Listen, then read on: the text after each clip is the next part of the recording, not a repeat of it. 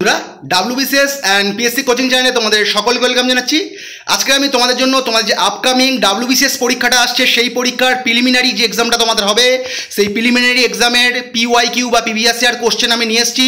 যেভাবে আমি PSC মিসলেনিয়াসের জন্য বিভিন্ন সাবজেক্টের আলাদা আলাদা ক্লাস করিয়েছিলাম, history, geography, polity, static GK এবং WBCS এর জন্য যদি পারি ইকোনমিক্স ও ম্যাথটাও আমি ইনক্লুড করে দেবো। এবং তোমরা যদি চাও আমি কিন্তু এই 2001 থেকে 2023 সাল অবধি যতগুলো প্রিলিমিনারি এক্সাম হয়েছে তার ইংলিশ কোশ্চেনগুলো যদি তোমরা চাও যে 25টা মতো ইংলিশ প্রশ্ন আসে, আমি কিন্তু ইংলিশের স্টুডেন্ট নয়, আগেই বলে দিচ্ছি, আমি কিন্তু অতটাও ক্লারিফাই করতে পারবো না এই নোটগুলো যেরকমভাবে করি। তোমরা যদি চাও যে ওই 23 বছরের প্রশ্নগুলো, ইংলিশের প্রশ্নগুলো আমি উত্তরসহ আপলোড করি, মানে যেভাবে ভিডিও করি ওইভাবে করি, যদিও আমি ইংলিশের কিন্তু স্টুডেন্ট নয়, জাস্ট তোমাদের আমি উত্তরগুলো বলে দেবো। তো তোমরা যদি চাও তো আমাকে কমেন্টে জানিও যে তোমরা 2001 সাল থেকে আর 23 সাল অবধি তোমরা ইংলিশের প্রিলিমিনারি মানে WBCS প্রিলিমসের ইংলিশ কোশ্চেনগুলো চাইছো কিনা। আর এই WBCS এর পাশাপাশি আমি কিন্তু PSC ক্লার্কশিপেরও কোশ্চেন আনবো, প্রিভিয়াস ইয়ার কোশ্চেন, এবং পারলে আমি রেলওয়ের NTPCরও কোশ্চেন আনবো প্রিভিয়াস ইয়ার। তো আমার ভিডিওগুলো ভালো লাগলে ভিডিওগুলোকে লাইক করো, পারলে চ্যানেলটাকে সাবস্ক্রাইব করো এবং অনেক অনেক শেয়ার করো, যাতে অনেক বন্ধুর কাছে আমার চ্যানেলটা পৌঁছে যায় এবং তারাও উপকৃত হয়। এবং যদি আমার ভিডিওগুলো তোমাদের খারাপ লাগে অবশ্যই ডিসলাইক করো এবং অবশ্যই কিন্তু কমেন্ট করো বন্ধুরা। তো আজকে আমি বেশি প্রশ্ন আনতে পারিনি, আমার শরীরটা প্রচণ্ড খারাপ, আর তাই জন্য আমি বেশি প্রশ্ন আনতে পারিনি। জানো তোমরা WBCS প্রিলিমসে হিস্ট্রির প্রচুর প্রশ্ন থাকে, আমি আরেকটা সেট দিয়ে আমি 2001টা শেষ করিয়ে দেবো, একটা সেটই শেষ করবো ভেবেছিলাম, হয়নি। তা চিন্তা করো না বন্ধুরা, আমি পরীক্ষার আগে ঠিক যেভাবে PSC মিসলেনিয়াস শেষ করে দিয়েছি আমি WBCS ক্লার্কশিপ সবই শেষ করে দেবো। চলো বন্ধুরা, আরেকটা কথা বলছি, একটু টাইম লাগুক।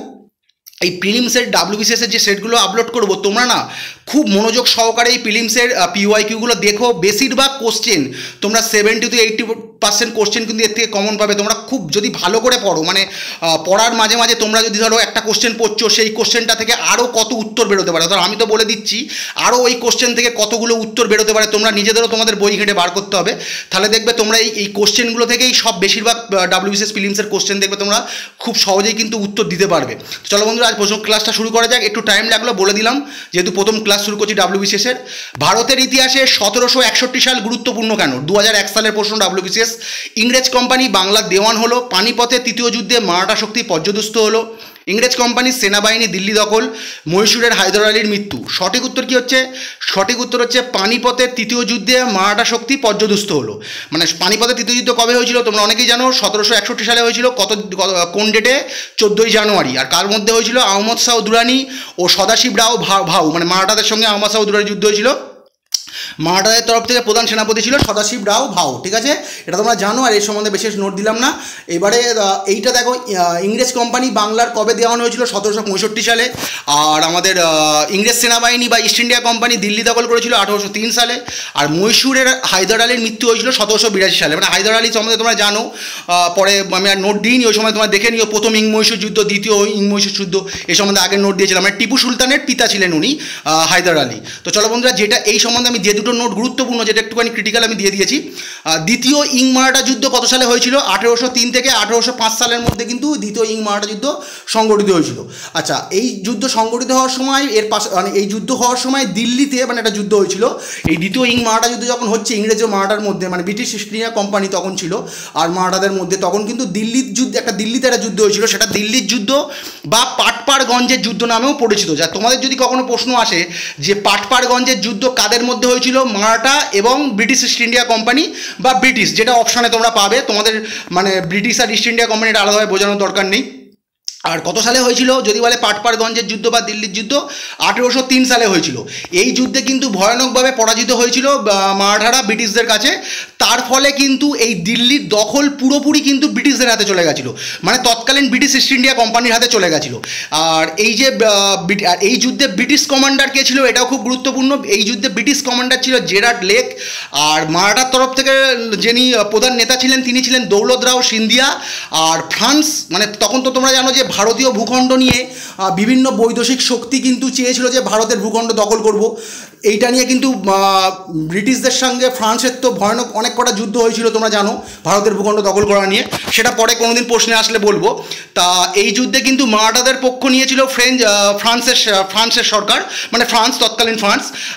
তাহলে তখন যে ফ্রেঞ্চ জেনারেল ছিল এই যুদ্ধে যে অংশ নিয়েছিল, লুই বোরকুইন, এই নামটা আরেকজনের নাম আছে, সেই নামটা অতটা ইম্পর্টেন্ট নয়, এই নামটাই মনে রাখবে। তাহলে মারাঠাদের তরফ তরফ থেকে যুদ্ধে অংশগ্রহণ করেছিল দৌলত রাও সিন্ধিয়া ও মারাঠাদের পক্ষে ফ্রেঞ্চ জেনারেল লুই বোরকুইন, আর ব্রিটিশ কমান্ডার ছিল জেরার্ড লেক। ঠিক আছে বন্ধুরা, আর এই যুদ্ধে হেরে যাওয়ার ফলে দিল্লির দখলটা কিন্তু পুরোপুরি মারাঠাদের হাত থেকে সরে গিয়ে পুরো ব্রিটিশ ইস্ট ইন্ডিয়া কোম্পানি চলে যায়। মানে মারাঠারা দিল্লি থেকে কিন্তু মানে কি বলবো মুঘলদের কাছ থেকে ওরা চত ও স্বদেশমুখী কর, তোমরা জেনে থাকবে চত কর বা স্বদেশমুখী কর, এই চত ও স্বদেশমুখী কর কিন্তু ওরা মুঘলদের কাছ থেকেও আদায় করতো মারাঠারা।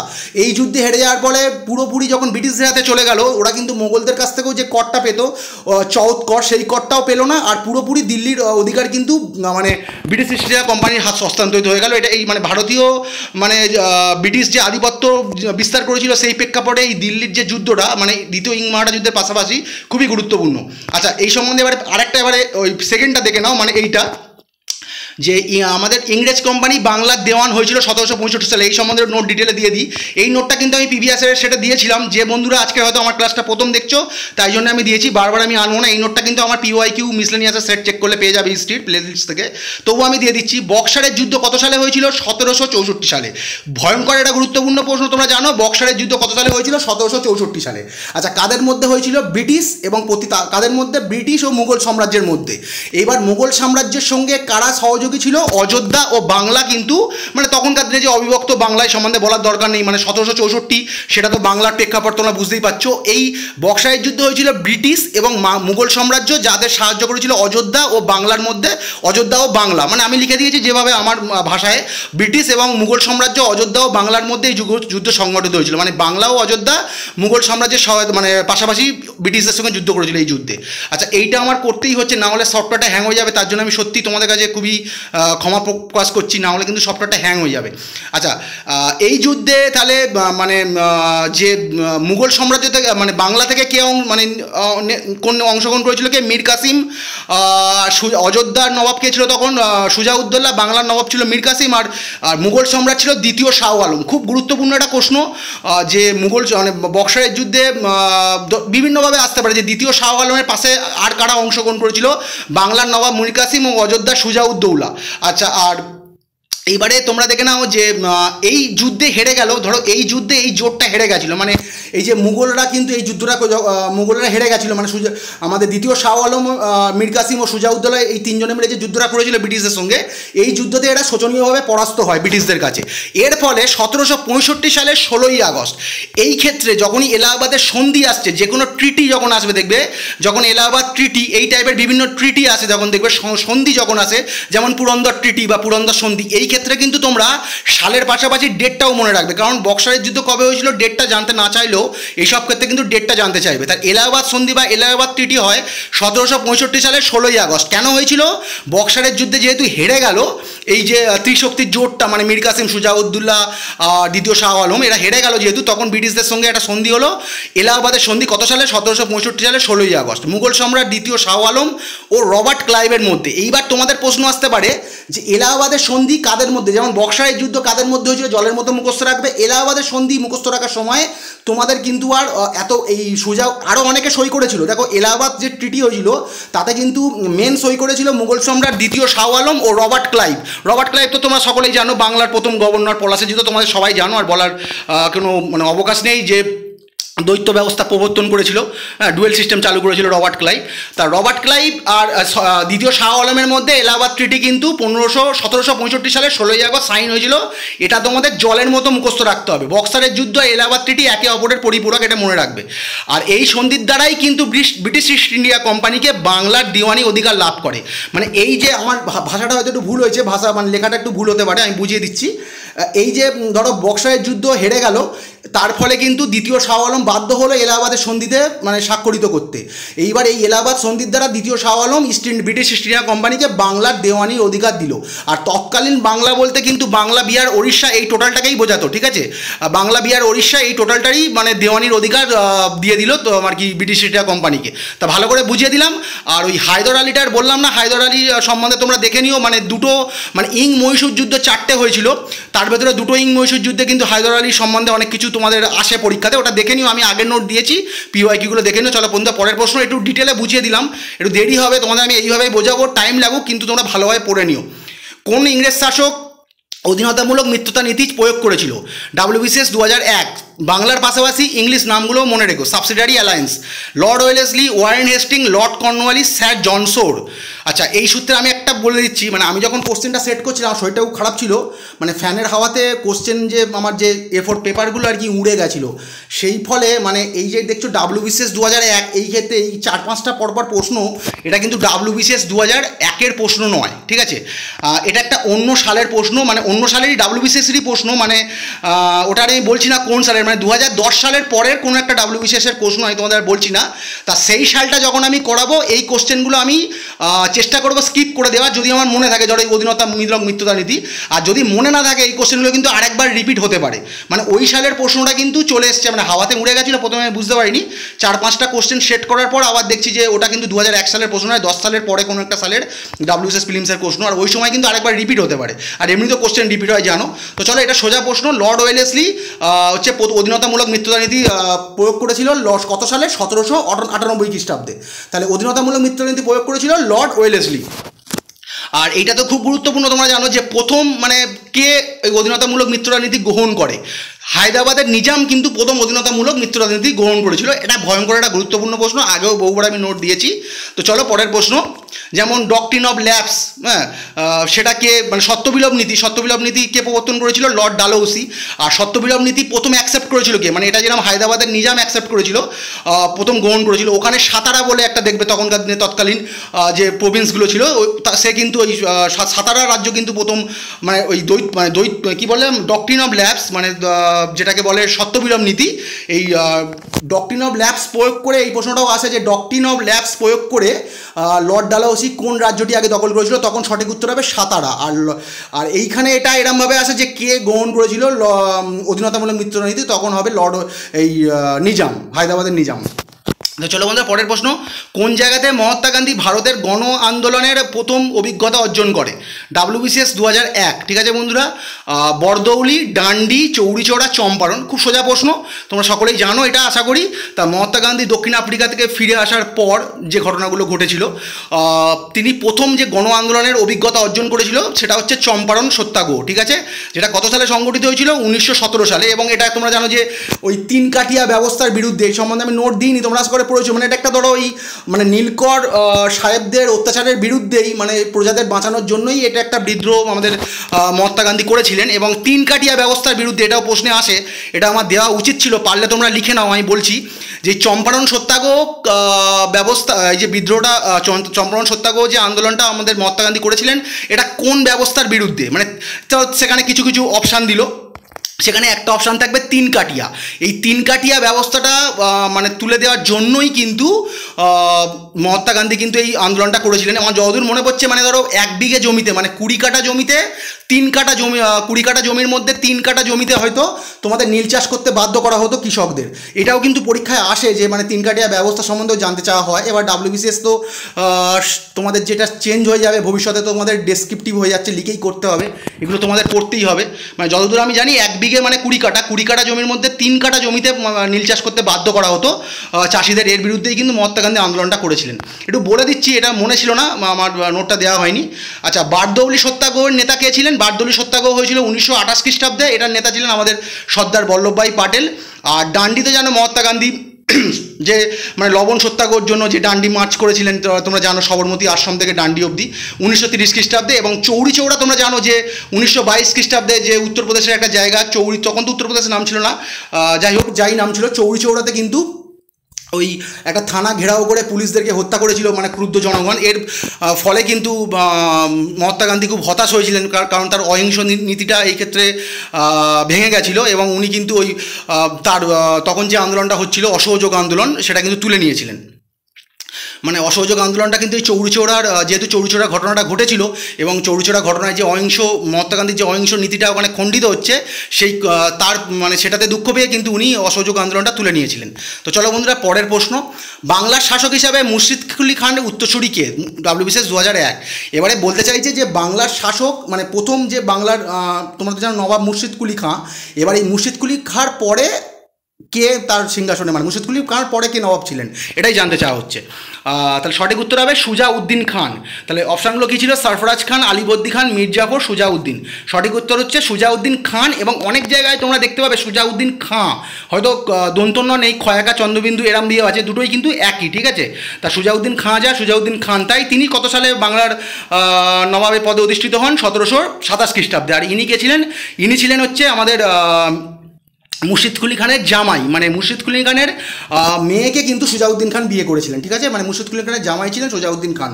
এগুলো তোমাদের এই ক্রমটা বইতে খুব সহজভাবে পেয়ে যাবে, যে ক্রমটা মনে রাখতে হবে। মুর্শিদ কুলি খাঁ, সুজাউদ্দিন খাঁ, তারপরে কে, ঠিক আছে? এইভাবে আলীবর্দী খাঁ, তারপর আমাদের কি বলে নামটা ভুলে যাচ্ছে আমি এই মুহূর্তে, সিরাজউদ্দৌলা। এইভাবে ক্রমটা মনে রাখতে হবে। আমি কিন্তু সঠিক ক্রম বললাম না, তোমরা কিন্তু ক্রমটা কিন্তু দেখে নিও, এই নবাবের ক্রমটা কার পরে কে ছিল। এগুলো বইতে তো সহজেই পেয়ে যাবে, আর দিইনি। বাংলায় কৃষক প্রজা পার্টি প্রতিষ্ঠা করেছেন? WBCS 2001-এর প্রশ্ন, খুব একটা গুরুত্বপূর্ণ প্রশ্ন। মানে আমাদের বাংলাতে, মানে তখন তো বাংলা বলতে অবিভক্ত বাংলা, মানে বাংলাদেশ তো ভারতেরই অংশ ছিল জানো তোমরা, তার পশ্চিমবঙ্গ বাংলাদেশ একই ছিল। মানে অবিভক্ত বাংলায় কৃষক প্রজা পার্টি প্রতিষ্ঠা করেছিল ফজলুল হক, মুজাফফর আহমেদ, আব্দুল হালিম এবং হুমায়ুন কবির। প্রচণ্ড একটা গুরুত্বপূর্ণ প্রশ্ন। আচ্ছা, কে করেছিল?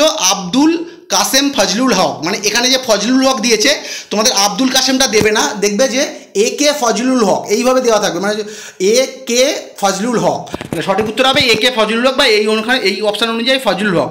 আচ্ছা, তিনি কত সালে এই কৃষক প্রজা পার্টি প্রতিষ্ঠা করেছিলেন? 1929 খ্রিস্টাব্দে তিনি এই কৃষক প্রজা পার্টি প্রতিষ্ঠা করেছিলেন। আচ্ছা, এই ফজলুল হক সম্বন্ধে একটা তোমাদের ইনফরমেশান দিয়ে দিচ্ছি। আমাদের তো জানো যে এই প্রশ্নটা একটু পরে আসবে, যে মানে কি বলবো, 1935 সালের ভারত শাসন আইন অনুযায়ী আমাদের প্রদেশগুলোতে, মানে তৎকালীন যে প্রদেশগুলো ছিল তার তো বিভিন্ন অন্য নাম ছিল, সে জানো। তোমাদের ওখানে নির্বাচন অনুষ্ঠিত হতো, সেই নির্বাচনে দুটো নির্বাচন তোমরা খুব ভালো করে দেখে নিও। 1937 সালের নির্বাচন, মানে 1935 সালের ভারত শাসন আইন অনুযায়ী কিন্তু এই নির্বাচন ব্যবস্থা স্টার্ট হয়েছিল ভারতে। দুটো নির্বাচন, 1937 সালের যে নির্বাচন, মানে প্রি ইন্ডিপেন্ডেন্স ইলেকশন, এগুলো আর কি সবকটাই প্রি ইন্ডিপেন্ডেন্স যে কটা ইলেকশন আছে তার ভেতরে 1937 সালের যে প্রি ইন্ডিপেন্ডেন্স ইলেকশন আর 1946 সালের যে প্রি ইন্ডিপেন্ডেন্স ইলেকশন, এটা তোমাদের ভালো করে দেখে নিতে হবে। আর আমি কোনোদিন ভবিষ্যতে সময় পেলে করিয়ে দেবো। আর এই যে দেখছো অবিভক্ত বাংলা, তখন যে অবিভক্ত বাংলা ছিল সেই বাংলার প্রধানমন্ত্রী, মানে তখন এইভাবে ওটা দেওয়া থাকতো, অনেক সময় মুখ্যমন্ত্রীও দেখতে পারবে, কিন্তু প্রধানমন্ত্রী ছিল। অবিভক্ত বাংলার প্রথম প্রধানমন্ত্রী কে ছিলেন? এই প্রশ্নটা কিন্তু পরীক্ষায় আসে, ভয়ানক একটা গুরুত্বপূর্ণ প্রশ্ন। ইনি ছিলেন ফজলুল হক। কত সাল থেকে কত সাল অবধি? 1937 থেকে 1943 সাল অবধি কিন্তু ফজলুল হক বা AK ফজলুল হক অবিভক্ত বাংলার প্রধানমন্ত্রী ছিলেন। হ্যাঁ, আর এটাও দেখবে যে অবিভক্ত বাংলার লাস্ট প্রধানমন্ত্রী যতদূর আমার মনে পড়ছে সুরাবর্দী, এটাও কিন্তু পরীক্ষায় আসে, মানে যখন 47 সালের একদম ওই সময়টাতে সুরাবর্দী কিন্তু বা অবিভক্ত বাংলার লাস্ট শেষ প্রধানমন্ত্রী ছিল আমার যতদূর এই মুহূর্তে মনে পড়ছে। আর এই যে দেখছো AK ফজলুল হক বা ফজলুল হক কিন্তু যখন ভারত আর পাকিস্তান আলাদা হয়ে যায়, তখন তো বাংলাদেশ ছিল না, তখন বাংলাদেশ পাকিস্তানের আন্ডারে ছিল, মানে পূর্ব পাকিস্তান পশ্চিম পাকিস্তান। তা উনি কিন্তু তৎকালীন পূর্ব পাকিস্তানের কিন্তু মুখ্যমন্ত্রী হয়েছিল, মানে বাংলাদেশ অংশটাতে, তখন তো বাংলাদেশ হয়নি, তৎকালীন বাংলাদেশের মানে তৎকালীন পূর্ব পাকিস্তান যেটা বর্তমানে বাংলাদেশ বলি, তখন কিন্তু উনি মুখ্যমন্ত্রীও হয়েছিলেন। হ্যাঁ, এটাও আসতে পারে। এবং তৎকালীন পাকিস্তানের মানে ওই ইস্ট পাকিস্তান তো বাংলাদেশেরই অংশ, এই পাকিস্তানেরই অংশ ছিল, গভর্নর পদেও নিযুক্ত ছিলেন। তা ইনি কিন্তু অবিভক্ত বাংলার প্রথম প্রধানমন্ত্রী। খুদাই খিদমতগারের নেতা কে ছিলেন? WBCS 2001। এই প্রশ্নটা বহুবার এসছে মিসেলিয়াসে। MA জিন্নাহ, খান আব্দুল গফর খান, AK আজাদ, মোহাম্মদ আলী। সঠিক উত্তর হচ্ছে খান আব্দুল গফর খান, যিনি সীমান্ত গান্ধী নামে পরিচিত। এই সম্বন্ধে বহু নোট দিয়েছি, তোমরা দেখে নিও। আর এখানে আমি দিয়ে দিচ্ছি প্রথম অভারতীয় হিসাবে কে নোবেল ভারতরত্ন পেয়েছিল? ইনি হচ্ছে খান আব্দুল গফর খান। কত সালে? 1987 সালে, মানে অ্যাজ এ ফরেনার ফার্স্ট কিন্তু ভারতরত্ন পেয়েছিল আমাদের খান আব্দুল গফর খান। এর আগেও মাদার টেরিসা পেয়েছিলেন এরও আগে ভারতরত্ন, কিন্তু মাদার টেরিসা ততক্ষণে কিন্তু ভারতবর্ষের নাগরিক হয়ে গেছিলেন, উনিও কিন্তু তখন আর অভারতীয় বলা যাবে না, এটাই কিন্তু পরীক্ষায় আসে। তাহলে প্রথম অভারতীয় হিসাবে ভারতরত্ন পেয়েছিলেন আমাদের খান আব্দুল গফর খান। খুব মানে গুরুত্বপূর্ণ একটা প্রশ্ন। বিশিষ্ট ব্যাকরণবিদ পতঞ্জলি কার সমসাময়িক ছিলেন? মিসলেনিয়াস 2001। তাহলে অগ্নিমিত্র শুঙ্গ, পুষ্যমিত্র শুঙ্গ, বাসুদেব কান্ন, গৌতমীপুত্র সাতকর্ণী। সঠিক উত্তর কি হচ্ছে? সঠিক উত্তর হচ্ছে পুষ্যমিত্র শুঙ্গ। তাহলে এই যে পতঞ্জলি, মানে পতঞ্জলি আছে, নোটটা দেখে নাও। তাহলে পতঞ্জলি কার সমসাময়িক ছিলেন? মানে কোন সময়ে তিনি বিরাজ করতেন? পুষ্যমিত্র শুঙ্গ। শুঙ্গ বংশের প্রতিষ্ঠা কে ছিলেন? শুঙ্গ বংশের প্রতিষ্ঠাতা কে ছিলেন? বহুবার প্রশ্নে এসছে, পুষ্যমিত্র শুঙ্গ, তোমরা সকলেই জানো। এইবারে এইখানে একটা ঘরানো গুরুত্বপূর্ণ প্রশ্ন যেটা ছাত্ররা মিস করে, অনেক সময় তোমাদের প্রশ্নে আসবে যে শুঙ্গ বংশের রাজধানী কি ছিল। আচ্ছা, বেশিরভাগ ছেলেরাই কিন্তু একটাই রাজধানী মনে রাখে, পাটলিপুত্র। তা তোমাদের অপশান এলো যে শুঙ্গ বংশের রাজধানী কি ছিল, তিনটে অপশনের সাথে পাটলিপুত্র আছে, সঠিক উত্তর দিয়ে দিলে, যেটা বর্তমানে বিহারে অবস্থিত। এইবার তোমাদের যদি প্রশ্নে আসে, দেখবে পাটলিপুত্র পাচ্ছ না, যে শুঙ্গ বংশের নিচের নিম্নলিখিত অপশানের মধ্যে শুঙ্গ বংশের রাজধানী কোনটি, সেখানে কিন্তু পাটলিপুত্র আর পাচ্ছ না। পাটলিপুত্র তোমরা পড়ে গেছো, পাটলিপুত্র আর পাচ্ছ না। সেখানে পাচ্ছ বেশনগর, যেটার বর্তমান নাম হচ্ছে বিদিশা, যেটা কোথায় অবস্থিত? মধ্যপ্রদেশে অবস্থিত। ভয়ানক গুরুত্বপূর্ণ প্রশ্ন, ভালো করে মনে রাখবে। এইগুলো কিন্তু সব বংশেরই দেখবে সাম্রাজ্যেরই একটার বেশি দুটো করে মানে রাজধানী থাকে। যেমন কনিষ্কের বলেছিলাম পুরুষপুর, মথুরা, হ্যাঁ পুরুষপুর ও দ্বিতীয় রাজধানী মথুরা। এইগুলো মনে রাখতে হবে, তোমাদের কিছু করার নেই। এইসব ডাব্লিউবিসিএসের জন্য তো বিশেষ করে মনে রাখতে হবে। তাহলে আমাদের যে শুঙ্গ বংশ, তার প্রথম রাজধানী ছিল পাটলিপুত্র, মানে প্রথম রাজধানী, আমি এই হিসাবে বলছি যাতে মনে থাকে। তাহলে তার একটা রাজধানী ছিল পাটলিপুত্র বিহার, এবং কোনো একটা সময় তার রাজধানী ছিল বেশনগর। এই নামটা মনে রাখবে, বেশনগর। তাদের আরেকটা রাজধানী ছিল বেশনগর, যেটার আবার বর্তমান নামও জানতে চাওয়া হতে পারে। তাহলে বর্তমান নাম কি? বিদিশা, যেটা কোথায় অবস্থিত? মধ্যপ্রদেশে অবস্থিত। ঠিক আছে, জলের মতো বুঝিয়ে দিলাম। পুষ্যমিত্র শুঙ্গের পুত্র কে ছিলেন? অগ্নিমিত্র, এটা তোমরা জেনে থাকবে। আর এই যে কালিদাস, আমাদের জানো তোমরা মহান লেখক কালিদাস, বলার কিছু নেই। তিনি একটা নাটক লিখেছিলেন, পরীক্ষা তো আসে জানো, মালবিকাগ্নি মিত্র। এই নাটকে অনেক সময় প্রশ্ন আসে, দেখো নাটকটার নামই পড়লে বুঝতে পারবে, মালবিকাগ্নি মিত্র। তাহলে ওখানেই দেখো অগ্নিমিত্রটা কিন্তু আছে, মালবিকাগ্নি মিত্র। ওটা যদি তোমরা ভাঙো বুঝতেই পারবে, ওটা পড়লেই মনে থাকবে। তোমাদের অনেক সময় প্রশ্ন আসতে পারে যে কালিদাস রচিত, প্রথমত প্রশ্নের নাম আসতে পারে যে মালবিকাগ্নি মিত্র নাটকের রচয়িতাকে কালিদাস, এটা তো খুব সোজা প্রশ্ন। এইবার আসতে পারে কালিদাস রচিত বিখ্যাত নাটক মালবিকাগ্নি মিত্রের নায়ক কে ছিলেন? নায়ক ছিলেন এই মানে শুঙ্গ বংশের রাজা অগ্নিমিত্র শুঙ্গ। বেশিরভাগ অগ্নিমিত্র শুঙ্গটা আর বলে না, অগ্নিমিত্রই বলে। পুষ্যমিত্র শুঙ্গের পরে কিন্তু উনি সিংহাসনে বসেছিলেন। আচ্ছা, আর বাসুদেব কান্ন কে ছিলেন? বাসুদেব, আচ্ছা এই সম্বন্ধে আরেকটা বলে দিই, এই যে পতঞ্জলি, এই যে বিশিষ্ট ব্যাকরণবিদ পতঞ্জলি, এনার একটা কিন্তু খুব বিখ্যাত যে ব্যাকরণ গ্রন্থ, সেটা কি? মহাভাষ্য। তোমাদের আগে পড়িয়েছি যে মহাভাষ্যের রচয়িতাকে পতঞ্জলি। মহাভাষ্য কী ভাষায় লেখা? সংস্কৃত ভাষায় লেখা। এটাও কিন্তু আসে যে পতঞ্জলি কোন ভাষায় রচিত হয়েছে? সংস্কৃত ভাষায়। কে রচনা করেছে? সরি, আমি ভুল বলছি। মহাভাষ্য কোন ভাষায় মহাভাষ্য কোন ভাষায় রচনা করা হয়েছে? সংস্কৃত ভাষায়। মহাভাষ্যের রচয়িতাকে পতঞ্জলি। আর মহাভাষ্যটা কী ধরনের বই এটা তো জানতে পারে, যেমন ধরো মালবিকাগ্নি মিত্র একটা নাটক, কোনো জায়গায় হয়তো গীতিকাব্য, এই টাইপেরগুলো থাকে। তা মহাভাষ্য হচ্ছে একটা ব্যাকরণ মানে গ্রামার বই, মানে সংস্কৃত গ্রামার বই। এটা আমি ভাই মনে রাখবো, মানে সংস্কৃত গ্রামার বই। যেমন পিকেদা সরকার ইংলিশ গ্রামার বই, এটা কিন্তু এটা ধরো সংস্কৃত গ্রামার বই। ঠিক আছে, আর এই সূত্রে একটা বলে রাখছি যে দেখবে এই যে ক্রমগুলো দিয়েছে, দেখবে মৌর্য বংশের পতন ঘটাচ্ছে পুষ্যমিত্র শুঙ্গ। মৌর্য বংশকে সরিয়ে উনি শুঙ্গ বংশের প্রতিষ্ঠা করছেন। আবার শুঙ্গ বংশের শেষ রাজাকে সরিয়ে কিন্তু বাসুদেব কাণ্ড বংশের প্রতিষ্ঠা করছেন।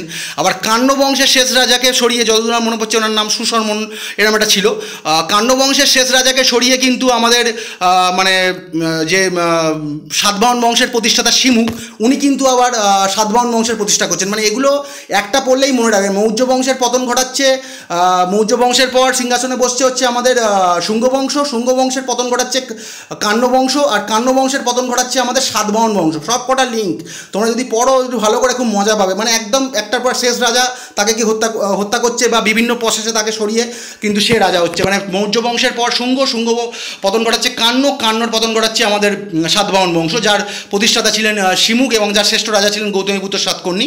আর কাণ্ড বংশের প্রতিষ্ঠাতা ছিল বাসুদেব কাণ্য। আর গৌতমীপুত্র সাতকর্ণী হচ্ছে সাতবাহন বংশের শ্রেষ্ঠ রাজা। এবং নাসিক প্রশস্তি তোমরা জানবে যে মানে নানাঘাট শিলালিপি, এটা পরীক্ষায় আসে যে এই নানাঘাট শিলালিপি থেকে কার কথা জানা যায়? ওটা হচ্ছে প্রথম সাতকর্ণী কথা জানা যায়। উনি আলাদা আর গৌতমীপুত্র সাতকর্ণী আলাদা। প্রথম সাতকর্ণী আলাদা, গৌতমীপুত্র সাতকর্ণী আলাদা। এছাড়াও অনেক সাতকর্ণী ছিলেন। তা আর নাসিক প্রশস্তি থেকে কার কথা জানা যায়? গৌতমীপুত্র সাতকর্ণী। আর নানাঘাট শিলালিপি থেকে প্রথম সাতকর্ণীর কথা জানা যায়। ভালো করে বুঝিয়ে দিলাম। নীলদর্পণের ইংরেজি অনুবাদ প্রকাশের জন্য কাকে শাস্তি দেওয়া হয়েছিল? ডাব্লিউবিসিএস 2001-এর প্রশ্ন, খুব গুরুত্বপূর্ণ। Option 1 Dinabandhu Mitra, Madhusudan Dutta, reverend long, Surendranath Bandyopadhyay. এইবারে প্রশ্নে আসা যাক যে নীলদর্পণের রচয়িতাকে? দীনবন্ধু মিত্র। আচ্ছা, এইটাকে প্রকাশ, আচ্ছা তোমরা এই নোটগুলো আগে দেখে নাও। এখানে সঠিক উত্তর হচ্ছে রেভারেন্ড জেমস লং। নীলদর্পণের ইংরেজি অনুবাদ প্রকাশের জন্য কিন্তু তাকে হাজতবাসও করতে হয়েছিল রেভারেন্ড জেমস লং। মানে ইনি তৎকালীন একজন আয়ারল্যান্ডের একজন বাসিন্দা ছিলেন। মানে তখন তো এখনও জানো যে ব্রিটিশ সাম্রাজ্য তো মানে ইউকে, যেটা তোমরা ইউকে বোঝো তোমরা, মানে ওয়েলস, ইংল্যান্ড, তারপরে নর্দার্ন আয়ারল্যান্ড, তারপরে স্কটল্যান্ড, এবং তখন আয়ারল্যান্ডও কিন্তু যুক্তরাজ্যের মধ্যে ছিল। এখন তো আয়ারল্যান্ড আলাদা হয়ে গেছে। আর নর্দার্ন আয়ারল্যান্ড কিন্তু এখনও ইউকের মধ্যেই আছে। মানে নর্দার্ন আয়ারল্যান্ড, ওয়েলস, স্কটল্যান্ড ও ইংল্যান্ড, এই চারটে মিলিয়েই কিন্তু মানে যুক্তরাজ্য বা ইউকে। এবং তার কিন্তু কন্ট্রোলটা কিন্তু বেশিরভাগ ইংল্যান্ড থেকেই হয়। ঠিক আছে, তাকে এই সম্বন্ধে কিছু বলে লাভ নেই, একটু বলে দিলাম, জাস্ট মনে এলো। 1860 সালে রচিত হয়েছে দীনবন্ধু। এই যে কখনো আসতে পারে যে এটা তো প্রচুরবার আসে জানো, নীলদর্পণ তো অনেকে পড়েছো, মানে হয়তো যারা অনার্স পড়েছো বাংলা তাদের আছে, এটা খুবই একটা মানে কমন নাটক তাদের কাছে। নীলদর্পণ নাটকের রচয়িতা ছিলেন দীনবন্ধু মিত্র, যেটা কত সালে রচনা করা হয়েছিল? 1860 সালে। এইবার এখান থেকে তাহলে কী কী প্রশ্ন আসতে পারে? নীলদর্পণ নাটকের রচয়িতাকে দীনবন্ধু মিত্র। আচ্ছা, নীলদর্পণ নাটক, যেটাকে ইংলিশে বলা হচ্ছে the Indigo planting mirror, the Indigo planting mirror, যেটা ইংলিশ নাম ছিল, এইটার ইংরেজি অনুবাদ কে করেছিলেন? মধুসূদন দত্ত। তাই নীলদর্পণ নাটকের ইংরেজি অনুবাদ কে করেছিলেন? মধুসূদন দত্ত। আর ওই যে ইংরেজি অনুবাদটা, মানে দ্য ইন্ডিগো প্লান্টিং মিরর, এইটার প্রকাশনা করেছিলেন রেভারেন্ড জেমস লং। মানে দীনবন্ধু মিত্র যে নীলদর্পণ লিখেছিলেন তার ইংরেজি অনুবাদ করেছিলেন মধুসূদন দত্ত, এবং সেই যে ইংরেজি অনুবাদটা সেটার কিন্তু প্রকাশনা করেছিলেন রেভারেন্ড জেমস লং। এবং সেই প্রকাশনা করার শাস্তিস্বরূপ তাকে কিন্তু জেলেও হাজত মানে বাস করতে হয়েছিল, এবং পরে কিন্তু বিভিন্ন উপায়ে তিনি ছাড়া পান। কালীপ্রসন্ন সিংহ যতদূর সম্ভব তার হয়ে টাকা দিয়েছিলেন, জরিমানা দিয়েছিলেন, আমার যতদূর মনে পড়ছে। তা ওটা তোমাদের লাগবে না। কোন পত্রিকা বিশেষভাবে নীল বিদ্রোহের কথা তুলে ধরেছিলেন? অপশান 1 সোমপ্রকাশ, অমৃতবাজার পত্রিকা, হিন্দু প্যাট্রিয়ট, ইন্ডিয়ান মিরর। তাহলে কোন পত্রিকা বিশেষভাবে, মানে নীল বিদ্রোহ, তখন তো জানো যে নীল বিদ্রোহ মানে কী পরিমাণে আর কি নীল বিদ্রোহ হচ্ছিল, এবং মানে নীলকররা কী পরিমাণ কৃষকদের উপর অত্যাচার করেছে তোমরা পড়েছো, এবং বিভিন্ন সিনেমার মাধ্যমে, নাটকের মাধ্যমে দেখেওছো, মানে কী পরিমাণ অত্যাচার করেছে সেটা আমরা অকল্পনীয়। এবং তার সেই বিদ্রোহ, তখন তার জন্য বিদ্রোহ হতো, নীল বিদ্রোহ। এবং এই নীল বিদ্রোহকে এই যে 4টে পত্রিকার মধ্যে কোন পত্রিকাটা এই নীল বিদ্রোহের কথা বেশি তুলে ধরেছিল বিশেষভাবে, মানে ধরো বেশি সোচ্চার হয়েছিল, প্রতিবাদ করেছিল নীল বিদ্রোহের বিরুদ্ধে? সঠিক উত্তর হচ্ছে হিন্দু প্যাট্রিয়ট। কত সালে হিন্দু প্যাট্রিয়ট? এবারে হিন্দু প্যাট্রিয়ট কত সালে প্রকাশ হয়েছিল? ফার্স্ট 1853 সালে। ঠিক আছে, এইবার তোমাদের প্রশ্ন আসতে পারে হিন্দু প্যাট্রিয়টের প্রথম সম্পাদক কে? গিরিশচন্দ্র ঘোষ। ঠিক আছে, আর পরবর্তী সম্পাদক হরিশচন্দ্র মুখোপাধ্যায়। এবারে যে প্যাট্রিয়ট, এই হিন্দু প্যাট্রিয়ট পত্রিকাটার যে প্রতিষ্ঠাতা, এখানে গিরিশচন্দ্র ঘোষকেও তোমরা বলতে পারো। বেশিরভাগ সময় হিন্দু প্যাট্রিয়ট পত্রিকার প্রতিষ্ঠাতা আসে না, কিন্তু সেখানে কিন্তু গিরিশচন্দ্র ঘোষের সঙ্গে আরও অনেকে ছিলেন, যেমন কালীপ্রসন্ন সিংহ ছিলেন, ঈশ্বরচন্দ্র বিদ্যাসাগর ছিলেন, অনেকে ছিলেন। তা এখানে বেশিরভাগটা আসে হচ্ছে হিন্দু প্যাট্রিয়টের সম্পাদককে এই বলে 3টে অপশানের সাথে একটা অপশান দেয়, যেখানে সবথেকে গুরুত্বপূর্ণ গিরিশচন্দ্র ঘোষের থেকেও পরবর্তীকালে, মানে গিরিশচন্দ্র ঘোষ যখনই সম্পাদক পদ থেকে চলে যাচ্ছেন তখনই তার দায়িত্বভার তুলে নিচ্ছে হরিশচন্দ্র মুখোপাধ্যায়। এইটা কিন্তু ভালো করে মনে রাখবে, মানে Hindu Patriot connected to Harishchandra Mukhopadhyay, এই দুটো ভালো করে ছেপে নেবে মাথায়। তাহলে হিন্দু প্যাট্রিয়টের দেখবে বেশিরভাগ আসছে যে 4টে অপশানের মধ্যে নিচের কোন ব্যক্তি হিন্দু প্যাট্রিয়টের সম্পাদক ছিলেন? হরিশচন্দ্র মুখোপাধ্যায়। এবং হরিশচন্দ্র মুখোপাধ্যায়ের আন্ডারেই কিন্তু এই পত্রিকাটা মানে প্রভূত উন্নতি করেছিল। ঠিক আছে, এবার এর সম্বন্ধে আরও জানতে চাইলে তোমাদের পড়তে হবে, তা এটা তোমাদের আমি বলে রাখলাম। তো চলো পরের প্রশ্ন। সারা ভারত কিষাণ সভা কোন সালে প্রতিষ্ঠা হয়? সারা ভারত কিষাণ সভা কোন সালে প্রতিষ্ঠা হয়? সঠিক অপশান 1 1900 মিসলেনিয়াস 2000। আচ্ছা সরি বন্ধুরা, একটা ভুল হয়ে গেছে, দেখি এখানে হয়েছে কিনা। সরি, আচ্ছা সরি, একটা মিনিট বন্ধুরা। আচ্ছা সরি, তোমাদের একটা কথা বলে দিচ্ছি, আমি যেহেতু এতদিন ধরে মিসলেনিয়াসের কোশ্চেন সেট করছিলাম, ওই জন্য কিন্তু অনেকবার দেখবে যে ডাব্লিউবিসিএসের জায়গায় মিসলেনিয়াস লিখে ফেলেছি। তবে সালটা দেখবে, এটা কিন্তু মিসলেনিয়াস যে অপশানটা কোশ্চেনটা দেখছো, কোন পত্রিকা বিশেষভাবে নীল বিদ্রোহের কথা তুলে ধরেছিল, এটা কিন্তু ডাব্লিউবিসিএস 2001-এর প্রশ্ন। মানে এতদিন ধরে 4-5 মাস ধরে মিসলেনিয়াস পড়িয়েছি, তো ওটা আর কি অনেক সময় চলে আসছে আর কি মাথাতে। তাহলে সারা ভারত কিষাণ সভা কোন সালে প্রতিষ্ঠা হয়? এটা ডাব্লিউবিসিএস 2001-এর প্রশ্ন, মিসলেনিয়াস 2001-এর প্রশ্ন নয়। তোমরা একটুখানি বুঝে নিও, আশা করি বুঝতে পারবে, তাও বলে দিলাম। অনেক সময় আগেও ভুল হতে পারে, পরবর্তীতেও ভুল হতে পারে। আচ্ছা, সারা ভারত কিষাণ সভা কোন সালে প্রতিষ্ঠা হয়? WBCS 2001-এর প্রশ্ন। 1936, 1942, 1949। আচ্ছা, দুটো অপশানই এক হয়ে গেছে, কোনো কারণে আমার ভুল হয়েছে, এটা 39 হবে মনে হয়। যাই হোক, এটা কিন্তু একটা ভয়ানক গুরুত্বপূর্ণ মানে প্রশ্ন। অল ইন্ডিয়া কিষাণ সভা বা সারা ভারত কিষাণ সভা কে প্রতিষ্ঠা করেছিল? সহজানন্দ সরস্বতী। কত সালে? 1936 সালে। ভয়ানক একটা গুরুত্বপূর্ণ প্রশ্ন, ঠিক আছে? তাহলে অল ইন্ডিয়া কিষাণ সভা বা সারা ভারত কিষাণ সভা কে প্রতিষ্ঠা করেছিল? সহজানন্দ সরস্বতী, 1936 সালে। তো চলো পরের প্রশ্ন। রাইটার্সে অলিন্দ যুদ্ধ বা করিডর ওয়ারফেয়ার কোন সালে হয়েছিল? WBCS 2001-এর প্রশ্ন। এটা কিন্তু মিসলেনিয়াসে আমি নোট দিয়েছিলাম। 1921, 1930, 1908, 1916। সঠিক উত্তর হচ্ছে 1930 খ্রিস্টাব্দের 8ই ডিসেম্বর। এই যে যুদ্ধটা হয়েছিল রাইটার্স বিল্ডিংয়ে, এক্ষেত্রেও তোমাদের কিন্তু 30 সালটা অনেকেই জানো, ডেটটা মনে রাখতে হবে পার্টিকুলার। তাহলে এই ডেটটা হচ্ছে 1930 খ্রিস্টাব্দের 8ই ডিসেম্বর কিন্তু রাইটার্সে এই যুদ্ধটা হয়েছিল। আচ্ছা, এই যুদ্ধে মেন তো তোমরা জানো, এই সম্বন্ধে পড়েছো, সিনেমাও দেখেছো, রিসেন্টলিও হয়েছে সিনেমা। বিনয় বসু, বাদল গুপ্ত ও দীনেশ গুপ্ত কিন্তু এই মানে এই অলিন্দ যুদ্ধের সঙ্গে অংশগ্রহণ, মানে অলিন্দ যুদ্ধের 3জন মেন যোদ্ধা বলতে পারো। আর এই যে কর্নেল সিমসন, এটাকে আসে অনেক সময় তো সবাই পড়ে যায় যে অলিন্দ যুদ্ধ রাইটার্স বিল্ডিংকে বিনয় বাদল দীনেশ কত সালে করেছিল? 1930 সালে। কিন্তু মেন আরেকটা প্রশ্ন আছে যে ওরা মেন ওখানে কাকে হত্যা করতে গেছিল? সঠিক উত্তর হবে কর্নেল সিমসন, যিনি কিন্তু রাজবন্দীদের ওপর প্রচণ্ড অত্যাচার করতো। মিসলেনিয়াস এই সম্বন্ধে বলেছি। তাকে কিন্তু হত্যা করেছিল গুলি করে হত্যা করেছিল, ঠিক আছে? তো চলো পরের প্রশ্ন। 1937 সালে কংগ্রেস মন্ত্রিসভা গঠনের পর কখন তারা পদত্যাগ করলো? WBCS 2001। অপশানগুলো দেখে নেওয়া যাক। Option 1 1938, option 2 1937, option 3 1939, option 4 1940। আচ্ছা, সঠিক উত্তর হচ্ছে 1939। এটা হচ্ছে মানে ধরো আমি যে একটু আগেই ওই যখন একে ফজলুল হক সম্বন্ধে বলছিলাম, ওখানে কি বলছিলাম যে 1935 ভারত শাসন আইন বা তোমরা তো জানো ইন্ডিয়ান কাউন্সিল অ্যাক্ট 1935, যেটা ভয়ানক গুরুত্বপূর্ণ একটা মানে মডার্ন হিস্ট্রির ক্ষেত্রে এবং পলিটিরও প্রথম দিকে ওটা একটা মানে গুরুত্বপূর্ণ একটা বিষয়। তা এই যে ইন্ডিয়ান কাউন্সিল অ্যাক্ট 1935 বা 1935 খ্রিস্টাব্দের ভারত শাসন আইন অনুযায়ী 1937 খ্রিস্টাব্দ থেকে আর কি এই যে তৎকালীন যে ভারতের প্রদেশগুলো ছিল সেখানে কিন্তু একটা নির্বাচনের ব্যবস্থা করা হয়েছিল, ঠিক আছে? যদিও প্রথমে কংগ্রেস পার্টিসিপেট করতে চায়নি, সেসব অনেক বলতে হবে তাহলে। তা সেইখানে যে নির্বাচন হয়েছিল সেখানে কিন্তু কত সালে বলেছে যে কখন তারা পদত্যাগ করলো, মানে 1937 সালে কংগ্রেস কিন্তু এই যে নির্বাচনটা হয়েছিল বলে তোমাদের একটু আগেই বললাম যে দুটো প্রি ইন্ডিপেন্ডেন্স ইলেকশন গুরুত্বপূর্ণ। একটা হচ্ছে 1937 খ্রিস্টাব্দের প্রি ইন্ডিপেন্ডেন্স ইলেকশন, আর একটা হচ্ছে 1946 খ্রিস্টাব্দের প্রি ইন্ডিপেন্ডেন্স ইলেকশন। আর এই ইলেকশন হয়েছিল, যদি প্রশ্নে আসে যে ইলেকশনগুলো হয়েছিল কোন ভারত শাসন আইন অনুযায়ী, এটাও তো আসতে পারে যে 1919, 1935, তখন সঠিক উত্তর হবে 1935 সালের ভারত শাসন আইন বা 1935 ইন্ডিয়ান কাউন্সিল অ্যাক্ট অনুযায়ী কিন্তু এই প্রি ইন্ডিপেন্ডেন্স ইলেকশনগুলো এই প্রদেশগুলোতে চালু করা হয়েছিল। এইবার 1937 সালে যখন এই যে ইলেকশনটা হলো, কংগ্রেস কিন্তু সব জায়গা থেকেই জিতেছিল তৎকালীন যে প্রদেশগুলো ছিল।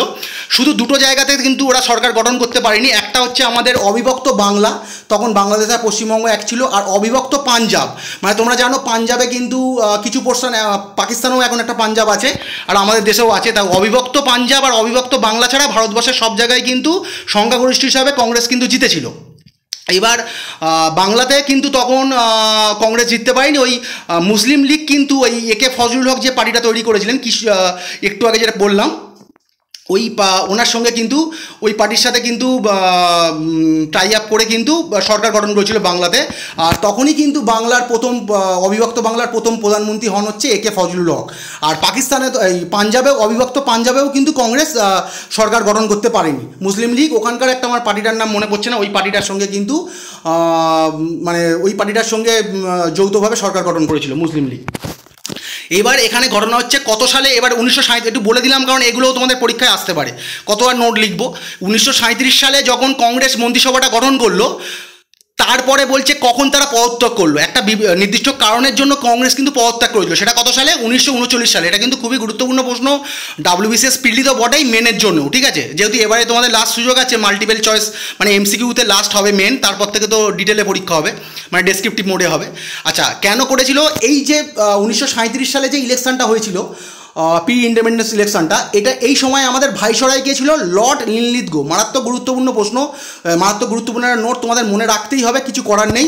এই সময় ভাইসরয় ছিল, এই যে ইলেকশনটা যখন হচ্ছে তখন কিন্তু লর্ড লিনলিথগো কিন্তু আমাদের ভাইসরয় ছিলেন। এইবার কেন কংগ্রেস, ধরো কংগ্রেস সরকার গঠন করলো, ধরো এখন যেরকম আমাদের যে সরকার আমাদের সেন্টারে আছে, কোনো একটা বিরুদ্ধে প্রতিবাদ যদিও করবে না, কথার কথা বলছি, তারা আর কি মানে নিজে থেকে ইস্তফা দিল, এটাই বলতে চাইছি আমি আর কি। আর বেশি কিছু বলছি না, আমি রাজনৈতিক কথাবার্তা পছন্দ করি না, বেশি বলতে চাই না, কারণ আমি পড়াতেই বেশি ভালোবাসি।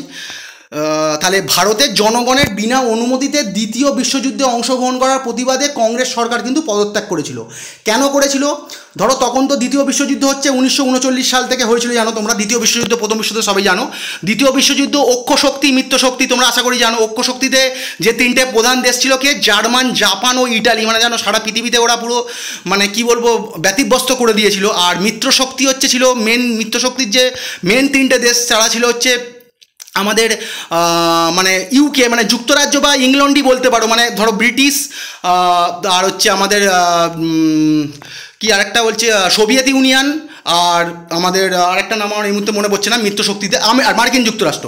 মানে মার্কিন যুক্তরাষ্ট্র আর আমাদের ইউনাইটেড কিংডম, মানে যেটা একটু আগে বললাম যে ব্রিটিশ, ধরো ইংল্যান্ড, আয়ারল্যান্ড, যে 5টা দেশ মিশিয়ে আমরা ইউকে বলি, এখন 4টে দেশ মিশিয়ে বলি। আর তাহলে আমাদের যুক্তরাজ্য, মার্কিন যুক্তরাষ্ট্র এবং সোভিয়েত ইউনিয়ন, এটা হচ্ছে মিত্রশক্তির 3টে প্রধান দেশ ছিল। আর অক্ষ শক্তি ছিল ইতালি, জাপান আর জার্মানি। আর অক্ষ শক্তিটা কন্ট্রোল তো হয়েছে হিটলার দ্বারা। হিটলার তো জানো তোমরা, পড়েছো। তা এই সময় কিন্তু ইংল্যান্ড যখন মানে মানে ব্রিটিশরা যখন দ্বিতীয় বিশ্বযুদ্ধে অংশগ্রহণ করছে, তখন তো জানো ব্রিটেনের মেন শত্রু হচ্ছে জার্মান। এটা অনেক সময় প্রশ্নে আসতে পারে যে বিশ্বযুদ্ধের অংশগ্রহণ করা এরাম না এসে এরাম আসতে পারে যে ভারতের জনগণের বিনা অনুমতিতে জার্মানের সঙ্গে যুদ্ধে অংশগ্রহণ করেছিল, যে ভারতকেও জড়িয়ে নিয়েছিল। মানে ব্রিটিশরা যুদ্ধ করছে, এবারে ব্রিটিশদের তো আন্ডারে অনেক দেশই ছিল, এবারে ব্রিটিশরা ধরো যুদ্ধ করছে, সেইখানে কিন্তু ভারতকেও জড়াচ্ছে, যে ভারতও ওই যুদ্ধে আছে। এবারে এইটা যদি হয় তাহলে তো কী হবে, হিটলার তখন যে পরিমাণ মানে অত্যাচার করেছিল, ক্ষয়ক্ষতি করেছিল জানো, তাহলে ভারতেও তো সেই ক্ষয়ক্ষতিটা হবে।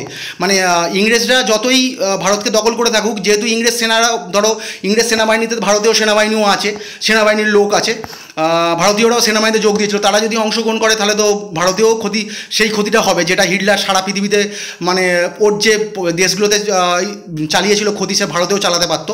তা এই প্রতিবাদে কিন্তু কংগ্রেস কিন্তু 1937 সালে যে সরকারটা গঠন করলো, 1939 সালে কিন্তু সেই সরকারটা ও কিন্তু পদত্যাগ করেছিল। মানে এই সরকারটা আস্তে আস্তে বিভিন্ন মেম্বার কিন্তু 1939 সালের একটা মানে সময় অক্টোবর থেকে শুরু করে, মানে ঠিক মনে পড়ছে না এই মুহূর্তে, মানে 1939 সালের মধ্যে তারা কিন্তু এই মন্ত্রিসভাটা থেকে ইস্তফা দিয়ে দিয়েছিল। তো এই প্রশ্নটা কিন্তু কী কারণে ইস্তফা দিয়েছিল, মানে ভারতের জনগণ বলতে পারো, কিংবা কংগ্রেসের বিনা অনুমতিতে, এটাই বলতে পারো। ভারতের জনগণ মানে তো প্রত্যেক জনগণের অনুমতি নেওয়া সম্ভব নয়, যে নির্বাচিত সরকার থাকে তারই অনুমতি নিতে হবে। তার ধরো ভারতীয় জনগণ বা কংগ্রেসের অনুমতি ছাড়া দ্বিতীয় বিশ্বযুদ্ধে অংশগ্রহণ ভারতকে জড়িয়ে নিয়েছিল, কিংবা জার্মানের সঙ্গে যুদ্ধ অংশগ্রহণ করেছিল বলেই তার প্রতিবাদে কিন্তু 1939 সালে কিন্তু ইস্তফা দিয়েছিল কংগ্রেস। ঠিক আছে, বলে দিলাম এই সম্বন্ধে। ভারতের ব্রিটিশ শাসনকে কে অব্রিটিশ শাসন বলিয়াছেন? WBCS 2001। অপশানগুলো এক বলেছেন, বলে সাধু ভাষা হয়ে গেছে। মানে প্রশ্নগুলো সাধু ভাষা ছিল বেশিরভাগ, আমি সব চলিত ভাষায় করেছি। রমেশচন্দ্র দত্ত, দাদাভাই নৌরোজি, অরবিন্দ ঘোষ, ভূপেন্দ্রনাথ দত্ত। সঠিক উত্তর হচ্ছে দাদাভাই নৌরোজি। ভারতের ব্রিটিশ শাসনকে কে অব্রিটিশ শাসন বলেছিল? দাদাভাই নৌরোজি। ঠিক আছে, তার যে গ্রন্থটা জানো তোমরা, poverty and un-British rule in India, এটা কিন্তু 2022 WBCS পিলিতে এসেছিল আমার যতদূর মনে পড়ছে। তা এইটা পড়লেই বুঝতে পারবে যে এই অব্রিটিশ শাসন কখন বলেছে, এই যে আনব্রিটিশ রুল, এটাই তো বাংলা করলে অব্রিটিশ হচ্ছে। তাহলে কে বলেছে ভারতের ব্রিটিশ শাসনকে অব্রিটিশ শাসন? দাদাভাই নৌরোজি। ওনার ওইটা লিখেছিলেন যে poverty and un-British rule and India. এটা কার লেখা? এটা এনারই লেখা। আর দাদাভাই নৌরোজি সম্বন্ধে খুব গুরুত্বপূর্ণ একটা প্রশ্ন, এর সম্বন্ধে আমি আগের নোট দিয়েছি। উনি প্রথম কবে কংগ্রেসের সভাপতি হন, 3বার সভাপতি হয়েছেন, আমি সবই নোট দিয়েছি, তোমরা ভালো করে দেখে নিও। তাহলে ওর সম্বন্ধে আরেকটা জিনিস আমি বারবার দিই, কারণ এটা একটু বেশি আসে। তিনি কিন্তু প্রথম ভারতীয় এবং এশীয় হিসাবে 1892 সালে লিবারেল দলের হয়ে নির্বাচন জিতেছিলেন। ঠিক আছে, মানে ব্রিটেনে যে নির্বাচন হয় সেখানে কিন্তু উনি প্রথম এশীয়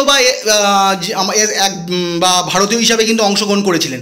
যেমন কিছুদিন আগে দেখলে যে আমাদের যে ইংল্যান্ডের প্রধানমন্ত্রী ছিল ঋষি সুনাক, এখন উনি আর নেই, এখন নতুন একজন প্রধানমন্ত্রী পদে কিন্তু শপথ নিয়েছেন। তা ঋষি সুনাক তো একজন, মানে কি বলবো, উনি তো একজন প্রবাসী ভারতীয়ই বলা যায়, তোমরা জানো। ওই রকম দাদাভাই নৌরোজি কিন্তু প্রথম এশীয় তথা ভারতীয় ছিলেন যিনি কিন্তু ওই ব্রিটিশ নির্বাচনে কিন্তু অংশগ্রহণ করেছিলেন এবং জিতেও ছিলেন। তার আগেও একবার অংশগ্রহণ করেছিলেন, 1886 সাল নাগাদও তিনি একবার অংশগ্রহণ করেছিলেন আমার যতদূর মনে পড়ছে। তিনি কিন্তু প্রথমবারে যতদূর মনে পড়ছে 1886 সালে তিনি হেরে গেছিলেন, 1892 সালে কিন্তু তিনি জিতেছিলেন। এবং কোন দলের হয়ে জিতেছিলেন এটাও মনে রাখবে, কারণ জিতেছিলেন অনেক সময় দিয়ে দিল যে কে অংশগ্রহণ করেছিল, 4টে অপশনের সঙ্গে দাদাভাই নৌরোজি আছে, সঠিক উত্তর দাদাভাই নৌরোজি হবে, কারণ ব্রিটেনের ইলেকশানে সবাই মনে রেখেছে। কিন্তু কত সালে অংশগ্রহণ করেছিল এটাও মনে রাখতে হবে, 1892 সালে। এবং উনি কোন দলের হয়ে অংশগ্রহণ করেছিলেন, লিবারেল দলের হয়ে কিন্তু উনি নির্বাচনে অংশগ্রহণ করেছিলেন এবং জিতেছিলেন এবং ব্রিটিশ কমন সভার সদস্য হয়েছিলেন, মানে অ্যাজ এ ফার্স্ট এশিয়ার মানুষ ও ইন্ডিয়ার মানুষ হিসাবে কিন্তু ব্রিটিশ কমন সভার সদস্য হয়েছিলেন। তো চলো, আচ্ছা এটা অন্যভাবে এসে গেছে। পিটের ভারত শাসন সম্পর্কিত বিধি রেগুলেটিং আইনের ত্রুটি বিচ্যুতি সংস্কারের জন্য প্রণয়ন করা হয়েছিল WBCS 2001। এখন কথা হচ্ছে, প্রশ্নটা কিছুই নয় যে পিটের যে ভারত শাসন আইন এটা কত সালে থেকে প্রণয়ন করা হয়েছিল, 1784 খ্রিস্টাব্দে। এই সম্বন্ধে তোমরা জানো। আর তবে হ্যাঁ, পিট অ্যাক্ট সম্বন্ধে কিন্তু প্রচুর প্রশ্ন আসতে পারে, এখানে আমি আর বেশি নোট দিলাম না। পিট অ্যাক্ট কিন্তু পলিটিতেও দেখবে তোমরা পাবে, আবার মডার্ন হিস্ট্রিতেও পাবে। মডার্ন হিস্ট্রি আর পলিটি কিন্তু কানেক্টেড আছে। পিটের ভারত শাসন আইন সম্বন্ধে অনেক কিছু নোট দেওয়া যায়, আমি আর দিইনি, সময় চলে যাচ্ছিল। 1744 সালে কিন্তু এটা প্রণয়ন হয়েছিল। ইস্ট ইন্ডিয়া কোম্পানি দক্ষিণ ভারতে তাদের প্রথম ঘাঁটি স্থাপন করেছিল মাদ্রাজ, মছলিপত্তনম, কোচি, তেলেঙ্গানা। সঠিক উত্তর হচ্ছে মাছলিপত্তনম। আচ্ছা, এখানে বানানটা কিন্তু যা ইচ্ছা হতে পারে, এক একটা বইতে দেখবে এক এক রকম থাকে। আমি কিন্তু মাছলিপত্তনমটাই মনে রাখি, আবার অনেক জায়গায় দেখছি মাছলিপত্তনম, দুটো নামই দিয়েছি। যেটা বর্তমানে কোথায় অবস্থিত সেটাও মনে রাখতে হবে, অন্ধ্রপ্রদেশে অবস্থিত। আর এই ইস্ট ইন্ডিয়া কোম্পানি দক্ষিণ ভারতে তাদের প্রথম যে ঘাঁটিটা স্থাপন করেছিল, বা এরমও আসতে পারে যে ইস্ট ইন্ডিয়া কোম্পানি দক্ষিণ ভারতে প্রথম কারখানা স্থাপন, দক্ষিণ ভারতের কোথায় প্রথম কারখানা স্থাপন করেছিল এবং কত সালে কারখানা, এইভাবেও আসতে পারে। এটা সঠিক উত্তর হবে অন্ধ্রপ্রদেশের মুসলিপত্তনমে 1611 সালে। ঠিক আছে, এখন অন্ধ্রপ্রদেশ, তখন তার ওইভাবে ছিল না। তাহলে 1611 সালে ইস্ট ইন্ডিয়া কোম্পানি দক্ষিণ ভারতে তাদের প্রথম ঘাঁটি স্থাপন করেছিল এবং এটা কিন্তু একটা অস্থায়ী ঘাঁটি ছিল। এই সম্বন্ধে আমি নোট দিয়েছি, এটা কিন্তু একটা অস্থায়ী ঘাঁটি ছিল। আর স্থায়ী ঘাঁটি প্রথম স্থাপন করেছিল যতদূর মনে পড়ছে আমার 1613 সালে সুরাটে কিন্তু ব্রিটিশ ইস্ট ইন্ডিয়া কোম্পানি প্রথম স্থায়ী আমাদের মানে স্থায়ী ঘাঁটি বা স্থায়ী কারখানা স্থাপন করেছিল, এটা বলতে পারো। এবং জাহাঙ্গীরের নির্দেশ অনুযায়ী, মানে জাহাঙ্গীরের কাছ থেকে ওরা এই আদায় করেছিল, যে ওরা যে অনুমতিটা নিয়েছিল কার কাছ থেকে, এটাও আসে কোন মুঘল রাজার কাছ থেকে ঘাঁটি স্থাপন করার জন্য অনুমতি নিয়েছিল, আমাদের তৎকালীন মুঘল সম্রাট জাহাঙ্গীরের কাছ থেকে কিন্তু ওরা অনুমতি নিয়েছিল। তার স্থায়ী ঘাঁটি 1613 সালে সুরাটে, এবং দক্ষিণ ভারত যদি স্পেসিফিক্যালি বলে দেয় তখন হবে মাছলিপত্তনম, স্পেলিংটা যাই হোক 1611 সালে। চলো পরের প্রশ্ন। ভারতীয় জাতীয় কংগ্রেসের প্রথম মহিলা সভাপতিকে, বহুবার প্রশ্নটা এসেছে WBCS 2001, ক্লাসটা লেন্দি হয়ে যাচ্ছে। Sarojini Naidu, Annie Besant, Madame Cama, Sucheta Kripalani. সঠিক উত্তর হচ্ছে অ্যানি বেসান্ত। তাহলে ভারতীয় জাতীয় কংগ্রেসের প্রথম মহিলা সভাপতিকে অ্যানি বেসান্ত। আর কত সালে তিনি সভাপতিত্ব করেছিলেন? 1917 সালের কলকাতা অধিবেশনে তিনি সভাপতিত্ব করেন। তিনটেই মনে রাখতে হবে। তোমার যদি প্রশ্নে আসে যে ভারতীয় জাতীয় কংগ্রেসের প্রথম মহিলা সভাপতিকে, বলেই দিল, আসতে পারে প্রথম মহিলা সভাপতি অ্যানি বেসান্ত। এবারে বলে দিয়েছে ভারতীয় জাতীয় কংগ্রেসের প্রথম মহিলা সভাপতি অ্যানি বেসান্ত, তিনি কত সালের জাতীয় কংগ্রেসের অধিবেশনে সভাপতিত্ব করেছিলেন? তখন সঠিক উত্তর হবে 1917 সালের। এবং কোন অধিবেশনে সভাপতিত্ব করেছিলেন? কলকাতা অধিবেশনে সভাপতিত্ব করেছিলেন। আর ভারতীয় জাতীয় কংগ্রেসের প্রথম ভারতীয় মহিলা সভাপতি সরোজিনী নাইডু, ঠিক আছে, উনি কানপুর অধিবেশনে সভাপতিত্ব করেছিলেন। আচ্ছা, এখানে ডেটটা দেওয়া হয়নি, অনেকবার এই প্রশ্নটা এসছে। 1925 সালে, এটা 1925 হবে। এটা কিন্তু অনেকবার আমি দিয়েছি, আমি তাও বলে দিচ্ছি, তোমরা লিখে নিও। ভারতীয় জাতীয় কংগ্রেসের প্রথম মহিলা সভাপতি অ্যানি বেসান্ত 1917 সালের কলকাতা অধিবেশনে সভাপতিত্ব করেন। আর ভারতীয় জাতীয় কংগ্রেসের প্রথম ভারতীয় মহিলা সভাপতি, মানে অ্যাজ এ ইন্ডিয়ান সিটিজেন প্রথম মহিলা সভাপতি হচ্ছে সরোজিনী নাইডু, যিনি কানপুর অধিবেশনে সভাপতিত্ব করেন 1925 সালে। তাহলে ভারতীয় কংগ্রেসের প্রথম ভারতীয় মহিলা সভাপতিকে সরোজিনী নাইডু। কোন অধিবেশনে সভাপতিত্ব করেছিলেন? কানপুর অধিবেশনে। আর কত সালে? 1925 সালে। আচ্ছা, শেখ নাসিরুদ্দিন চিরাগ কোন সুফি সংগঠনের সদস্য ছিলেন? আচ্ছা, এটা WBCS 2000 হবে। এগেন ওটা আমার মিস্টেক হয়েছে, বুঝতেই পারছো। কিছু কিছু জায়গায় দেখবে, ভবিষ্যতেও হবে, আমি WBCS জায়গায় মিসলেনিয়াস লিখে ফেলেছি, কারণ এতদিন ধরে লিখছি। WBCSটা আবার ক্লার্কশিপ আসবে পরীক্ষাতে, ক্লার্কশিপও লিখতে হয়, মানে একটু গুলিয়ে যেতে পারে। তোমরা বুঝে নিও, এটা WBCSেরই প্রশ্ন। আর যখন যে সেটটা করাবো তারই প্রশ্ন, ভুল করে লিখে ফেলতে পারি অন্য কিছু। চিস্তি, সুয়ারবর্দী, কাদেরি, নাকশবন্দি। তাহলে শেখ নাসিরুদ্দিন চিরাগ কোন সুফি সংগঠনের সদস্য ছিল? এগুলো সব একটা সংগঠন, মানে চিস্তি সম্প্রদায়, এরম বলতো সুয়ারবর্দী সম্প্রদায়। ইনি ছিলেন চিস্তি সম্প্রদায় বা চিস্তি সংগঠনের একজন মানে সদস্য ছিলেন, বা সুফি সন্ত যেটা বলা আর কি, সুফি সন্ত এরম ছিলেন আর কি। তাহলে কোন সংগঠনের ছিলেন? চিস্তি সংগঠন বা চিস্তি সম্প্রদায়ের সদস্য ছিলেন। খুব গুরুত্বপূর্ণ প্রশ্ন।